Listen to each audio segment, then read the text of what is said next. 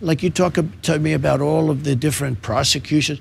These aren't prosecutions. These aren't indictments. These are Biden indictments. These are different. This isn't God coming down from high and indicting you. You know what this means, what they did? If I won, I could say, oh, let's see, who's running against me? Some Democrats running. Oh, he's very popular, because I'm leading Biden in all the polls, just about all the polls, by some very, very big numbers. I could say, oh, I don't want to run against him. I call my attorney general. I say, will you do me a favor, indict him for something? Yeah, be the norm. But what they've done is they've made this like the norm. I can sit there and say, well, you know, I don't like this guy. This guy's beating me in the polls.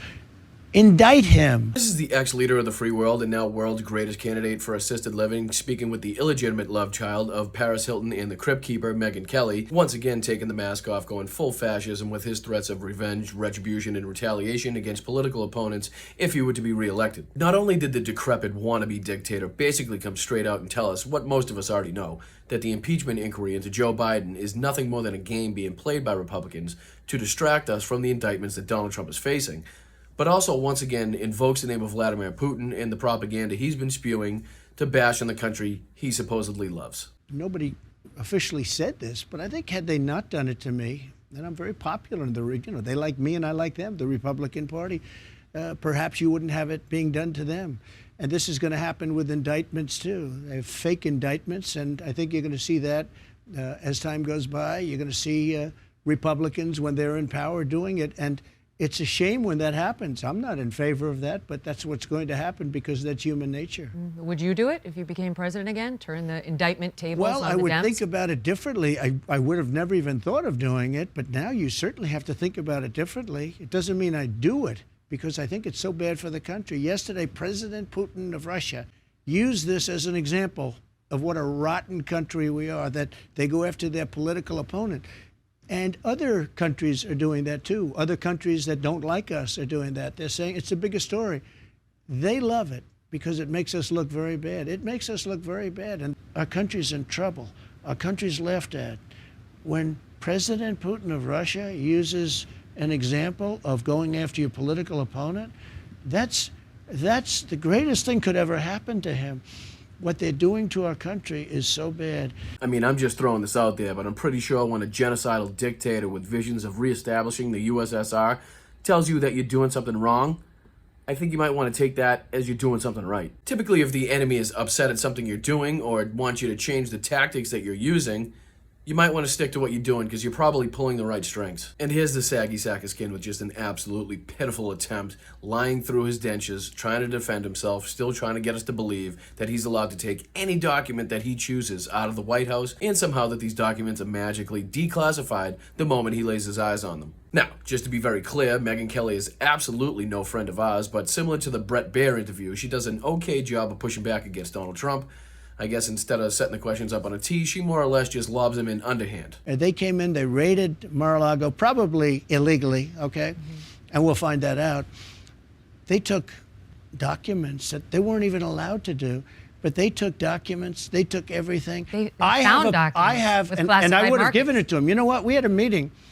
I said, what do you want? And instead of doing that, because they're doing this for political reasons, the reason they're doing this is for election interference. But let me just say, I don't dispute that, frankly. But the question is simply, your lawyers signed a certification saying they had turned over everything that was responsive. Then when the FBI raided Mar-a-Lago, they found documents that were responsive that had not been produced, marked classified. I don't know what the timing is. Again, I'd have to check That's the time. it. I don't know. I just don't know the timing. All I know is I'm allowed to have those documents. But once you get a subpoena, you have to turn them over. I know this. I don't even know that. What? Bro, what are you talking about, man? Because I have the right to have those documents. So I don't really know that.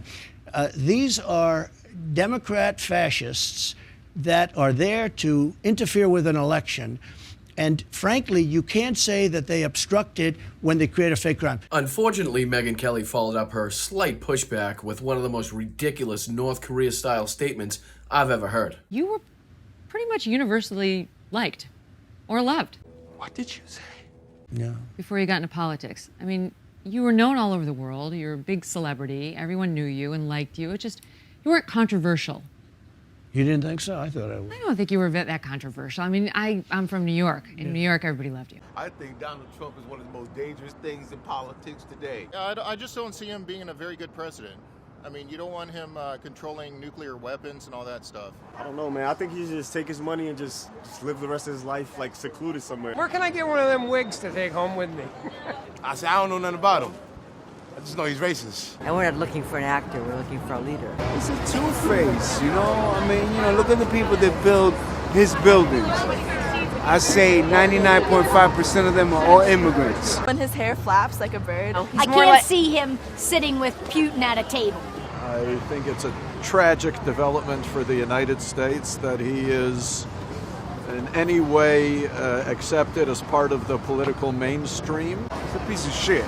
Oh yeah, seems like they just love him there. Here he is being asked about the very real and possible prison time that he's facing, actually saying that his great attitude and poll numbers are somehow going to get him through it. This is very scary for you because you're facing left-wing judges, you're facing some likely left-wing juries, at least 3 out of the 4. Yeah. There is a realistic chance you could go to prison. Can you see that happening? You know what? I have a great attitude. It doesn't affect me at all because I'm fighting for the country. I'm fighting for the people.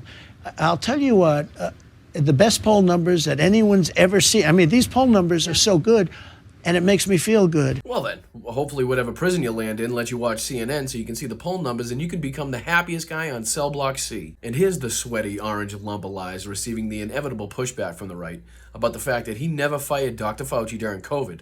And not only did he not fire him, but he pretends to not know how Dr. Fauci received a presidential commendation. Like they were handing him out like visitor passes. I'm sure he just picked one up off the table on the way out and somehow forged the president's signature on it because it's a presidential commendation that needs to be signed by the president. You've been saying that the reason you didn't fire Anthony Fauci was because he'd been there for a long time, that you would have taken heat, that it would have created a firestorm, quoting your words. Then for the first time in May... I also said I didn't listen to him too much. I'm getting there. But then in May, you started saying, well, he's a civil servant, so I couldn't technically. The truth is, though, not only did you not fire Fauci, who is loathed by many, millions of Republicans in particular, but also some Democrats. By the way, you made him a star. You made him a star. This is the criticism of you, that you made him the face of the White House coronavirus task You think so? force, that he was out at every presser, that he was running herd for the administration on COVID, and that you actually gave him a presidential commendation before you left office. Wouldn't you like a do-over on that? I don't know who gave him the commendation. I really don't know who gave him the commendation. Presidential commendation. One went out to Mark Somebody Miller, too. probably handed him a commendation. Yeah, because that's how it works, right? Maybe he just spotted a presidential commendation lying on the floor. You know what? Maybe he popped into the gift shop on his way out and just bought one there. I think we might have footage of it. Are you trying to steal that?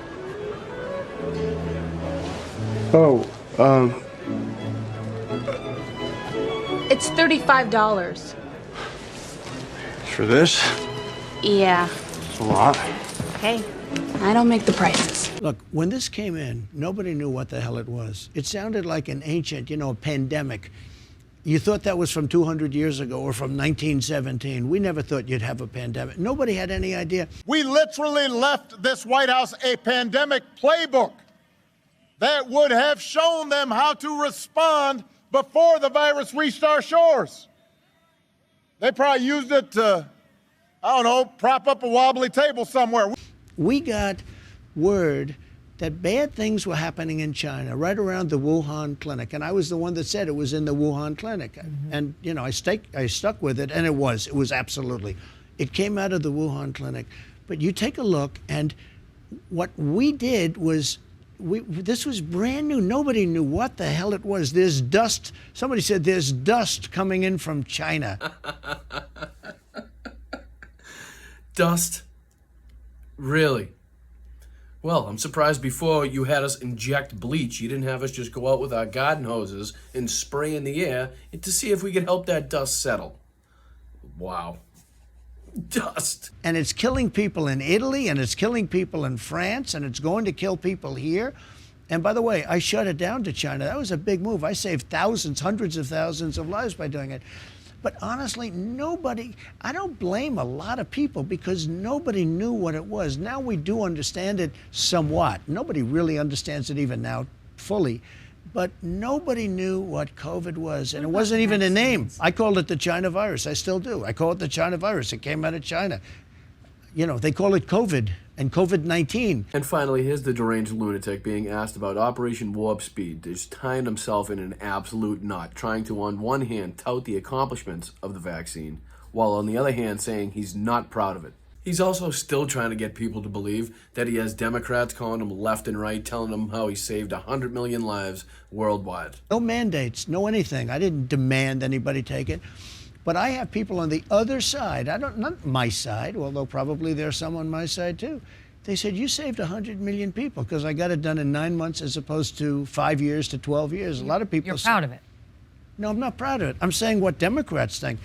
There are Democrats that say, why aren't you talking about that? It's one of the, they really believe strongly.